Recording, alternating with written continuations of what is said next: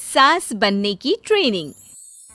सुधा के बेटे की शादी होने वाली थी और वो इतनी एक्साइटेड थी कि आज मैं ऊपर आसमां नीचे, आज मैं आगे जमाना है पीछे।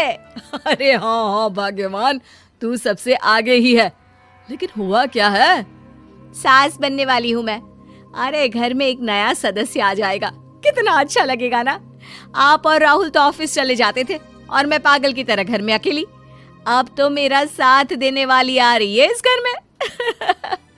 बहुत बहुत बहुत खुश हूँ मैं। ओहो ठीक है बेगम, लेकिन अपनी खुशी को लगाम लगा कर रखो। क्या पता कैसी आए, तुम्हारा साथ देने वाली आए या फिर ऐसी आ जाए जो तुम्हारी शक्ल देखना भी पसंद ना करती हो। ऐसा क्यों बोल रहे हैं जी? शुभ नहीं बोल सकते तो अशुभ तो ना बोले। अच्छा जल्दी से तैयार हो जाओ, चांदनी चौक जाना है शादी की शॉपिंग के लिए। हाँ हाँ, थोड़ी सुबह तो हो जाने दो, दुकानें बाजार खुल तो जाए। तुम सच में ना पागल हो गई हो बहू के आने की खुशी में। बेटा माँ की हरकतें देख रहा था। वो सारी बात फोन पर अपनी होने वाली बीवी राशि को बताता है। फिर पता है क्या हुआ? माँ ना सुबह 6 बजे ही पापा को चांदनी चौक जाने को कहने लगी। दूसरी तरफ राशि कहती है, अरे वाह, ये तो बहुत अच्छी बात है ना। सास इतना सोचने वाली मिल रही है, और क्या चाहिए। मैंने भी सोचा है मम्मी जी के साथ बहुत प्यार से रहूंगी, उनका ख्याल रखूंगी और प्यार करूंगी। राहुल भी खुश था। लेकिन बाजार में सुधा जी और उनके पति को एक अजीब सी दुकान दिखती है जिसके बाहर लिखा होता है, हमारे यहाँ सास बनने की ट्रेनिंग दी जाती है। ये देखिए जरा, लग रहा है आजकल के लोगों को कोई काम नहीं है। अरे सास बनने की भी ट्रेनिंग होती है क्या? दुकान के सामने एक पिंजरा था, उसमें एक तोता बंद था। सुधा की बात सुनकर तोता बोल पड़ता है, अरे नादान औरत, अगर सास सही तो पूरा घर सही रहता है, परिवार बंधा रहता है और आने वाली जनरेशन संस्कारी होती है। लेकिन तू क्या समझेगी? जा जा आगे जा। ओए, तोते बड़ा बोल रहा है, क्यों आगे जाऊं? मैं नहीं जा रही। देखा देखा, तेरे जैसी औरत को तो सास बनने की ट्रेनिंग लेनी ही चाहिए। निकाल 1000 रुपये और जान दर, नहीं तो पूरी जिंदगी रोती रहेगी। सुधा को तोते की बात में दम लगता है। ए जी, निकालो ना जरा 1000 रुपए। अरे पागल हो क्या? जानवर की बात में आ रही हो? किस पागल आदमी की सुन रही हो, जिसे ये भी नहीं पता कि तोता जानवर नहीं पक्षी होता है। चलो निकालो 1000 रुपये और अंदर जाकर सास के रूप में जीवन को सफल कर लो। हाँ जी, बात तो ये सही बोल रहा है। कहाँ मैं आपकी बात में आ रही हूँ? मैं तो अंदर जा रही हूँ, 1000 रुपये दीजिए। पति क्या करता, बीवी की आज्ञा सर आंखों पर। लेकिन जैसे ही सुधा अंदर जाती है, सामने कई औरतें पहले से ही बैठी होती हैं। मेरी पहली बहू के वक्त मैंने इतना नहीं सोचा था, और आज वो मेरे सर पर चढ़कर नाचती है। गुरुजी, कोई उपाय बताए। तभी गुरु की नजर सुधा पर पड़ती है और वो आंखें बंद कर लेता है। तू पहले भी मेरी दुकान के सामने से होकर गई थी ना, तब क्यों नहीं आई? औरत जो कि गुरु के साथ मिली हुई थी। महाराज, तब पता नहीं था कि सच में सास बनने की भी ट्रेनिंग लेनी होती है। लगा था घर में कोई सदस्य आ रहा है जो सारा दिन मेरे साथ रहेगी, लेकिन ऐसा तो कुछ भी नहीं हुआ गुरुजी। चल फिर पैकेज लेकर 20,000 वाला कल से आ जाना। जी महाराज, गुरुजी की जय हो। वो औरत भी सुधा को देखती है और कहती है, सही जगह आई हो बहन। 10-20 हजार का मुंह नहीं देखना भाई, बस घर बस जाए तो सोचो गंगा नहा ली।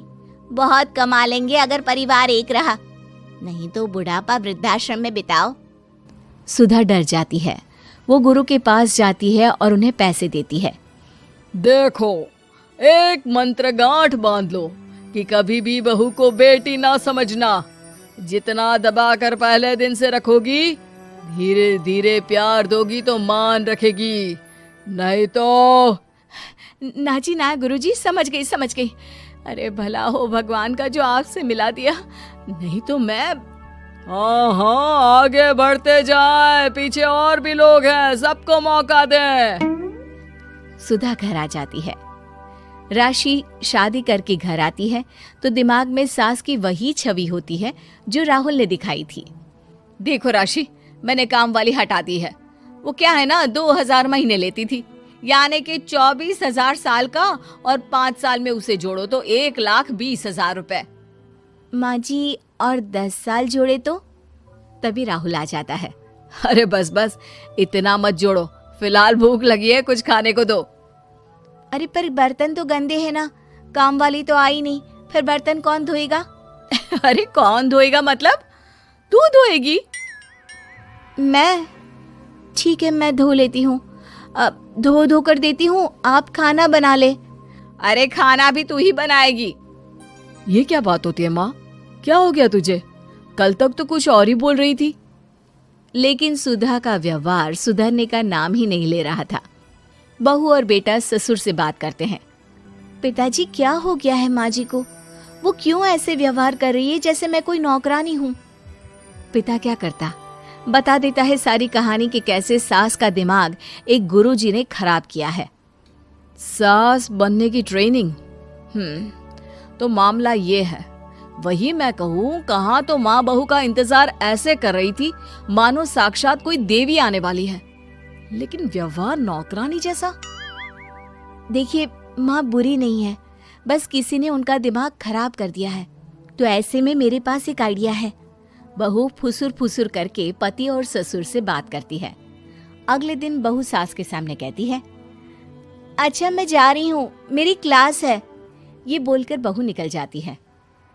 ये कौन सी क्लास करने जा रही है? पढ़ाई तो खत्म हो गई थी इसकी।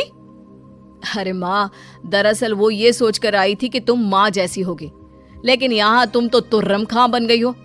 तो वो किसी बहू बनने की ट्रेनिंग वाली क्लास में गई है। ये बोलकर बेटा बाप की ओर देखता है और आंख मार देता है। हाँ हाँ, वो तो तुम्हारी माँ ने भी सास बनने की ट्रेनिंग ली है बेटा। पहले का जमाना और था भाई, कि भोले मन से रिश्ते शुरू किए जाते थे। अब तो नई लड़की घर आते ही नौकरानी हटा देते हैं।